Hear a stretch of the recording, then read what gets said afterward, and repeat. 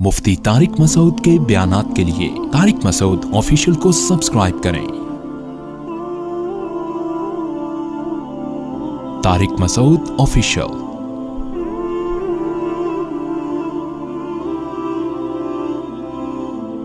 मोदी साहब मेरे बड़े भाई मुझ पर बहुत शक करते हैं कि मैं गलत सलत हूँ, जबकि ऐसा नहीं है।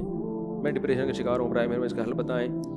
देखो, बड़े भाई हो या बाप हो, इनको अल्लाह ने मुरब्बी बनाया होता है।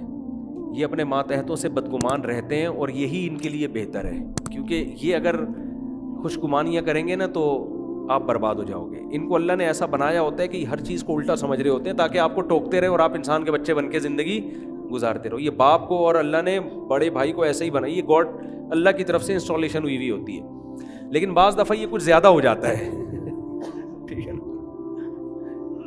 तो बड़े भाई को चाहिए कि जितना अल्लाह ने रखा है उतना तो ठीक है, अपनी तरफ से खामखा में ना करो।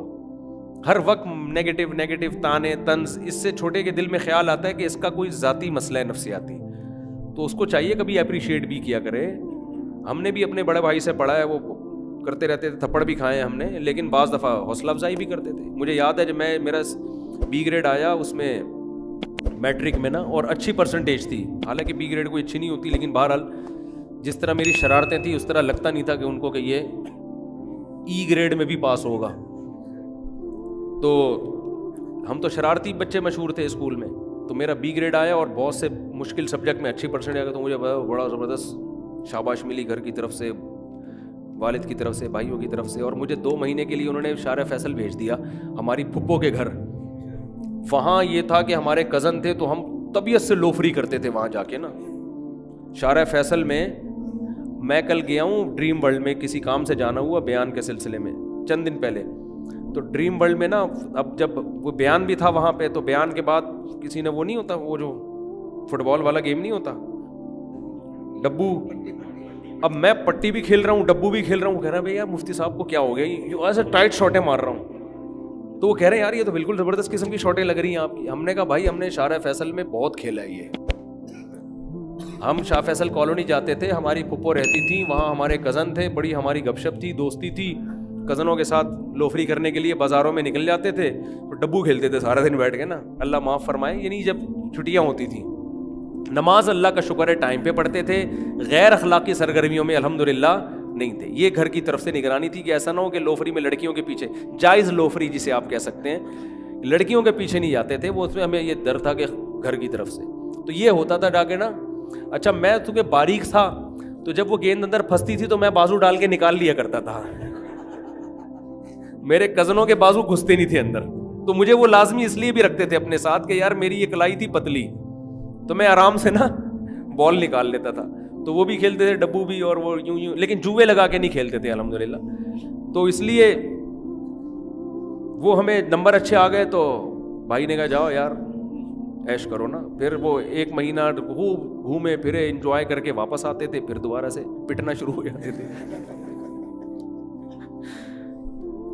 हमें इतनी खुशी होती थी, हमारी फुफ्फो रहा करती थी, अल्लाह मग़फ़िरत फरमाए, जब हम पता चलता था ना जी वहाँ जाने की छुट्टी मिल गई, ओ भाई, क्योंकि कज़न थे भाई, कज़नों के साथ तो अलग ही लाइफ को एंजॉय करता है आदमी।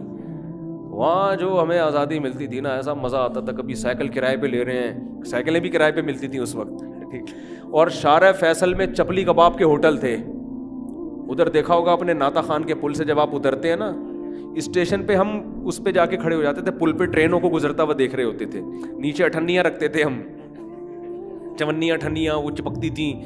फिर वहाँ से टन मार के आगे गए तो उधर चपली कबाब के होटल, वो उधर वो है बड़ी मार्केट है यार, नाम ही भूल गया मैं, बहुत शमा शॉपिंग सेंटर है, उसके इधर इस तरफ आप जाओगे जामिया फारूकिया की तरफ, तो वो चपली कबाब के होटल, वहाँ से तबीयत से चपली कबाब फोड़े हमने, चपली कबाब खाए, वहाँ से निहारी खाई, बहुत मज़े की ज़िंदगी होती थी। ये शुक्र है ये पबजी वबजी टाइप की चीज़ें नहीं थी।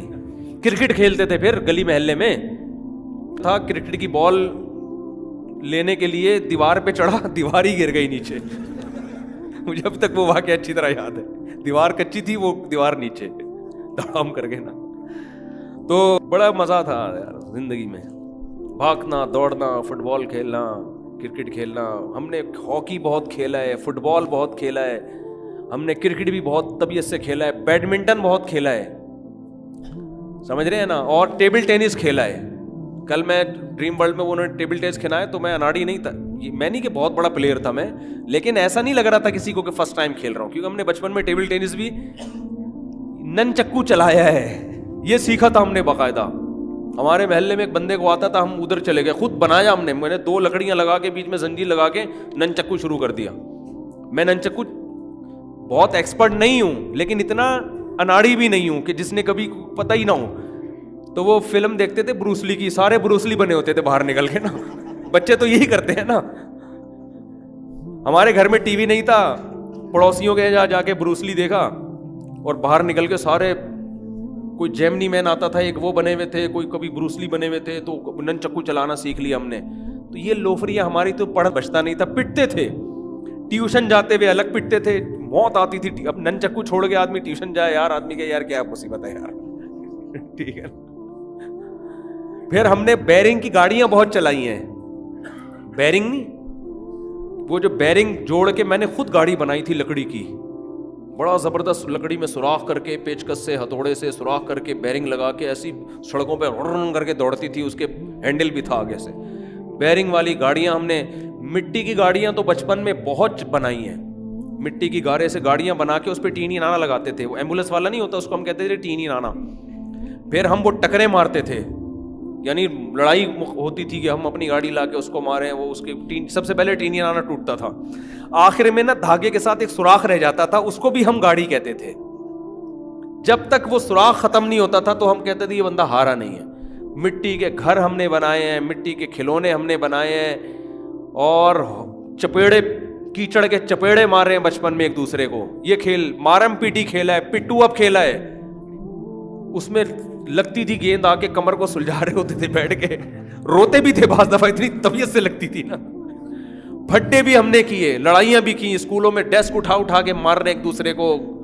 مجھے یاد ہے ایک دفعہ میں کسی اپنے سے بہت زیادہ پاورفل سے لڑ گیا, اس نے رکھ کے لگایا نا میرے, میں روتا ہوا گھر آیا, میں نے اپنے بڑے بھائی کو شکایت کی, اس نے کہا دیکھو پٹو تو روتے ہوئے گھر نہیں آؤ. اس یہ نہیں بزدلی ہے نا, یہ وہیں 2 لگا کے, اور اگر پٹ نہیں لگا سکتے تو یہ آنسو نا گھر کے باہر ہی رکھا کرو. یہ موٹیویشن گھر سے ملتی تھی. تو یہ سب چیزیں انسان کے لیے ضروری ہیں. آج بچہ پٹ کے آئے روتا ہوا, مائے ہائے میرا بچے کو مارا کس نے, باپ آ جائے گا گن لے کے بندوق میں, کس نے مارا اس کو. ابے یہ تو لائف کا حصہ ہے یار, کبھی پٹتا ہے کبھی پیٹتا ہے, رو رہا ہے چل جا کے تو پیٹ کے آ جا, کیا ہے.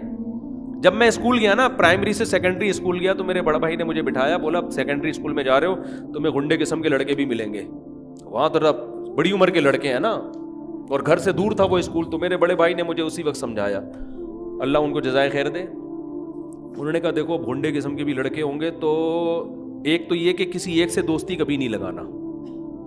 یہ جو ہوتا ہے نا میرا بچپن کا بہت کلوز بلوز, یہ بعض لڑکے اسکولوں میں ہر طرح کے بڑے گھنڈے قسم کے ہوتے ہیں, بعض بڑے پپو سے ہوتے ہیں نا, ہر طرح کے ہوتے ہیں نا کلاس میں, بعض ایسی برگر فیملیوں کے ہیں, بعض بڑے گندے قسم کے ہیں. تو ہر طرح کے لڑکے ہمیں ٹکرے اسکول میں. تو اب کیا ہے کہ بھائی نے بولا تھا کہ جس سے بھی پھڈا کرنا ہے گھر آ کے شکایت نہیں کرنی, اور پھڈے کرنے ہیں. کوئی اگر پنچ لگائے تو وہیں لگا دینا ہے اس کو, گھر میں آ کے. مطلب یہ تھا کہ جو ہے وہیں کرنا ہے. مجھے یاد ہے ایک لڑکا تھا جو بعد میں کنڈکٹر بنا, نام بھی مجھے یاد ہے مگر میں نام نہیں بتاؤں گا, ایسا نہ وہ پھر اس کو سن لے بیان نا. وہ کنڈکٹر بنا ہے بعد میں, اتنا مضبوط آدمی تھا. تو اس سے میرا ہو گیا پھڈا, لیکن وہ تھا بہت طاقتور. اب وہ اس نے جو ہے نا تنگ کیا مجھے. مجھے یاد ہے وہ لڑکوں میں بیچ میں بیٹھا ہوا تھا ایسے ٹانگ رکھ کے نا ٹیبل پہ, جیسے وہ نہیں اسکولوں میں یہی ہوتا تھا بھائی, اب بھی یہی ہو رہا ہے. بدماش بن کے بیٹھا ہوا تھا. مجھے اتنا غصہ آیا ہوا تھا اس کے اوپر, میں نے کہا یار اگر میں نے اس کو کوٹا تو میں پٹوں گا زیادہ, یہ ہے بڑا پاورفل آدمی. نہیں کوٹا تو مجھے غصہ بہت آ رہا تھا کہ یار اس نے بہت تنگ کیا نا مجھے. تو مجھے وہ دن اچھی طرح یاد ہے, 6ٹھی کلاس تھی, یہ پتہ نہیں 7 کلاس تھی. وہ گنڈا بن کے بیٹھا ہوا تھا, اور لڑکے نا جیسے نہیں ہوتے وہ بیٹھے ہوئے ہوتے ہیں گول دائرہ بنا کے. میں گیا کلاس ٹائم, کیونکہ ٹیچر تھے ہی نہیں اس دن, کلاس میں آئی نہیں کسی وجہ سے. میں نے رکھ کے نا اس کی ناک پہ مکہ لگایا ہے. مجھے وہ دن یاد ہے, اللہ معاف فرمائے. اتنا زور سے کھینچ کے اس کے مارا, اور بھاگ گیا میں وہاں سے.